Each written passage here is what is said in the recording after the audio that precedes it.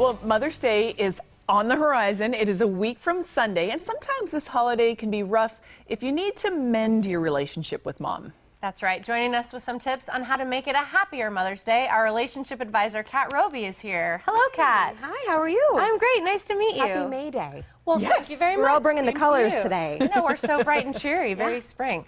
Now, tell us some of the challenges in relationships between mothers and adult children. There are so many. I bet there are, yeah. Where do we start? I think a lot of it has to do with our perceptions of ourselves and of each other. So one of the things that's tough to let go of is, in the parent's view, the child kind of is always a child. So always maybe needing some assistance, or you know, to muddy the waters, maybe still needs assistance. Maybe is still living at home as an adult. And not that there's anything wrong with that, but it can kind of cloud things up a little bit. And then from the other perspective, you know, having expectations or believing that they have expectations or judgments of you as a child, that you can't do anything right, or you're not going to be, you know, just kind of, we would maybe say cliche or stereotypes, but those things kind of are around for a reason, I think. Yeah.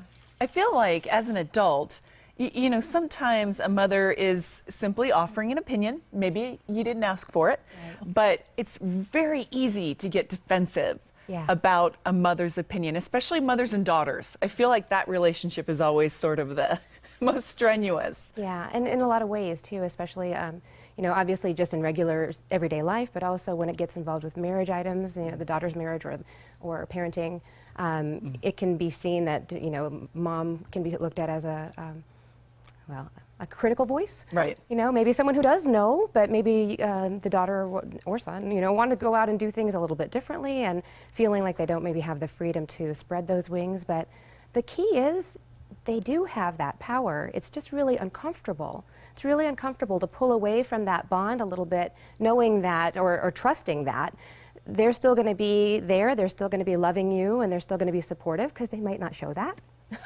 Right. But you know, the scary thing is just to kind of branch off on your own and, you know, scan yourself. Am I doing what I want to be doing? Am I living the life I believe I should be living? Am I the wife or mother I want to be? And if all of that aligns and still doesn't go in line with what your parent might see, it can be a real dissonance, and it creates some tension. So It does, and you can even lose maybe that connection between mother and daughter, or mother and child. And what are some tips on maybe trying to work towards improving that connection? well, from both sides, I think it's important to see the, you know, you have to have the respect, I guess. You know, you don't have to agree, but the idea works, you know, this person's idea works for them and vice versa. Or maybe even just having some respect for the fact that they're trying something different. They're not necessarily yours anymore to care for. So that's a really tough shift for some people, especially when they disagree with the choices being made.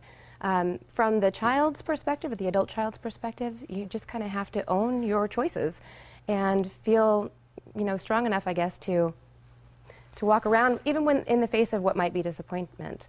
So you look like you're going to say something. I mean, well, I'm thinking, you know, I think we're all we're all scanning. I mean, I have a wonderful relationship with my mother, but sometimes, you know, you really want to stand up for something, but how do you do that without hurting feelings or hurting the relationship, you know? Yeah, there's a component to this that we talked about earlier, being defensive or taking things personally or hearing it critically versus just another way of handling it. If you can kind of steer yourself into a place where, yeah, this is a person that has totally different mindset than you might have, but it doesn't necessarily have to mean anything good or bad about either of you. So if you can swipe that off the table, you're much more able to hear their opinions as not criticisms. You're much more able to see that this person's decisions are based on their needs, not as an affront to you and your teaching. You know, so it's really a fine line if you can pull yourself out of taking it into a personal place or a defensive place and try to hear it differently. And even something you said earlier, Sally, being able to make a comment, maybe they're not comments that or advice that are wanted. So, you know, you just make sure you ask, you know, or, you know, have you thought about this, or have you tried that, versus you should do this or you should do that. Right. And it's funny because, you know, as life progresses, we find ourselves in those roles, you know, and even like I don't have children, but I have nieces.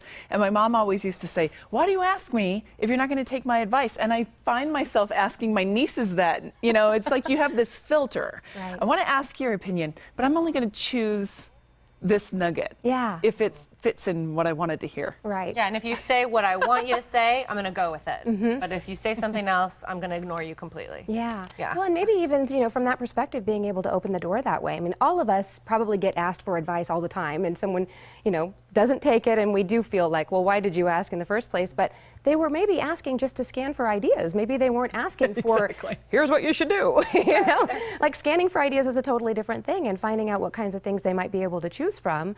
So being able to start a conversation that way and say, I'm not sure what I'm doing. I'm gathering some ideas. What are your thoughts on it? Might set it up so that it doesn't feel like you're supposed to do it a certain way once they outline it for you. Exactly. Well, Thanks so much, Kat, Kat. that's some great advice, especially with Mother's Day coming up. Yeah. Thank you so much. Celebrate Mother's Day. Yes. Right. Exactly. To get more tips for mending relationships, just call Kat Roby at 906-3392 or go online to robycounseling.com. Again, that's 906-3392 or robycounseling.com.